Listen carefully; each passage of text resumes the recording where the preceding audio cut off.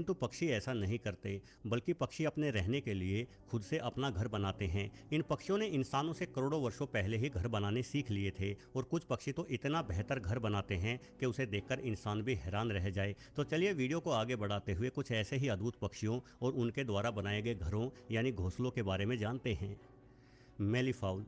मेलीफाउल एक अद्भुत पक्षी है। अद्भुत इसलिए कि यह पक्षी उन दुर्लभ पक्षियों में से एक है जो पेड़ों पर नहीं बल्कि जमीन को खोदते हुए अपना घोंसला तैयार करते हैं। ये पक्षी अपने पैरों से मिट्टी को पीछे धकेलते हुए गहरे गड्ढे बनाते हैं और उन गड्ढों में ही अपने अंडे देते हैं। इन गड्ढों को नर और मादा पक्षी मिलकर खोदते हैं, लेकिन कार्य की अधिक जिम्मेदारी नर पर ही होती है। मेलीफाउल पक्षी गहरे गड्ढों में अपना अंडा देकर उस गड्ढे को सूखे पत्तों और टहनियों से ढक देते हैं। ऐसा करने के दो फायदे रहते हैं। एक तो इस तरह से ढका हुआ अंडा शिकारी जीवों से सुरक्षित रहता है। दूसरा, यह अंडा गर्म भी रहता है, जिस वजह से मेलीफाउल को अंडा सेने की अधिक आवश्यकता नहीं पड़ती। हालांकि यदि मौसम ठंडा हो तो मेलीफाउल नर मादा बारी बारी से अंडों के ऊपर रखे गए सूखे पत्तों और टहनियों पर बैठकर अपने शरीर की गर्मी अंडों तक पहुंचाते रहते हैं।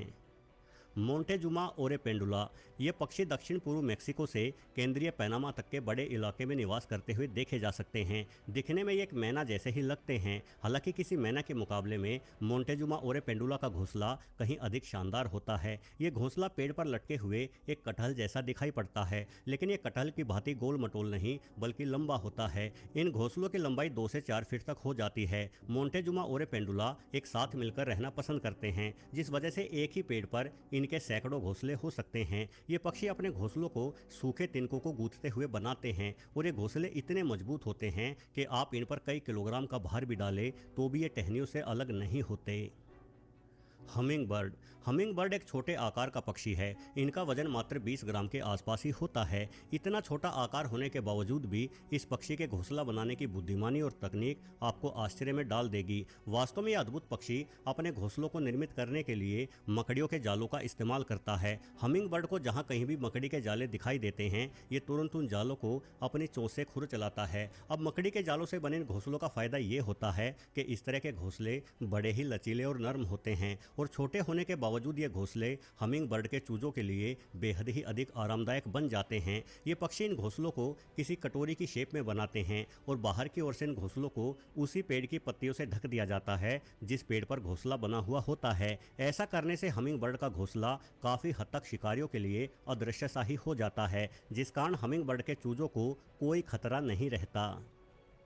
European bee eater. इस पक्षी का घोंसला कोई विशेष तो नहीं, लेकिन इनके द्वारा घोंसला बनाने का तरीका बड़ा ही विशेष है। दरअसल यूरोपियन बी ईटर पक्षी समूह में मिलकर घोंसला बनाते हैं, यानी सभी नर मादा एक साथ मिलकर एक दूसरे की मदद करते हुए कई सारे घोंसलों का निर्माण करते हैं। घोंसला निर्माण के बाद इनमें से कोई भी पक्षी जोड़ा इन सैकड़ों घोंसलों में से किसी भी घोंसले में रहना शुरू कर सकता है। यानी यूरोपियन बी ईटर का समाज प्रेम और भाईचारे से भरा पड़ा है। ये पक्षी कच्चे पहाड़ों पर या रेतीले और मिट्टी वाले पहाड़ों पर अपने घोंसले बनाते हैं। ये अपनी चोंच से खोद कर मिट्टी को बाहर निकालकर एक बिल की भांति घोंसला बनाते हैं। इस तरह के घोंसलों का एक नुकसान भी जरूर है। सांप बड़ी ही आसानी से इन बिल जैसे घोंसलों में घुस जाते हैं और यूरोपियन बी ईटर के अंडों या चूजों को खा जाते हैं।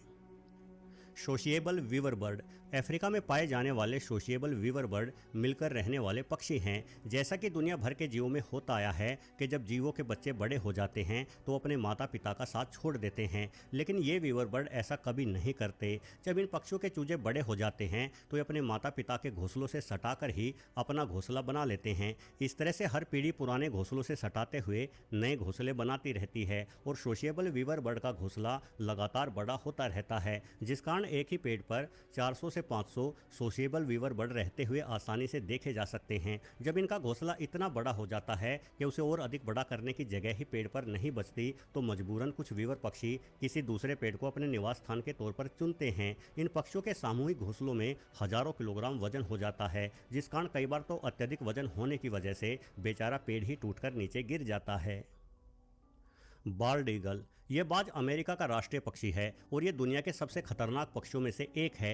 हालांकि बाल्ड ईगल एक बड़े आकार का पक्षी है। इनका वजन 6 किलोग्राम से भी अधिक हो जाता है, परंतु बाल्ड ईगल का घोंसला तो इतना बड़ा होता है कि आप इस घोंसले में अपनी चारपाई डालकर भी आसानी से बैठ सकते हैं। बाल्ड ईगल 12 फीट से भी अधिक लंबा घोंसला बना डालते हैं। मजे की बात यह है कि इन बाजों में से जो बाज जितनी बड़ी उम्र का होगा उसका घोंसला उतना ही अधिक विशाल भी होगा। असल में बाल्ड ईगल हर वर्ष नए घोंसले नहीं बनाते, बल्कि जब इनके अंडे देने का समय आता है तो ये पुराने घोंसलों पर ही फिर से निर्माण प्रक्रिया शुरू कर देते हैं, जिससे इनके घोंसले हर वर्ष बड़े होते जाते हैं। चूंकि ये बाज काफ़ी ताकतवर होते हैं, इसलिए अपने घोंसलों के निर्माण के लिए ये काफ़ी बड़ी और मोटी टहनियों का इस्तेमाल भी करते हैं। अमेरिका के फ्लोरिडा में बाल्ड ईगल का अब तक का सबसे बड़ा घोंसला बरामद हुआ है। ये घोंसला करीब 20 फीट लंबा था और इस घोंसले में रखी गई सभी लकड़ियों का वजन 2000 किलोग्राम से भी अधिक था।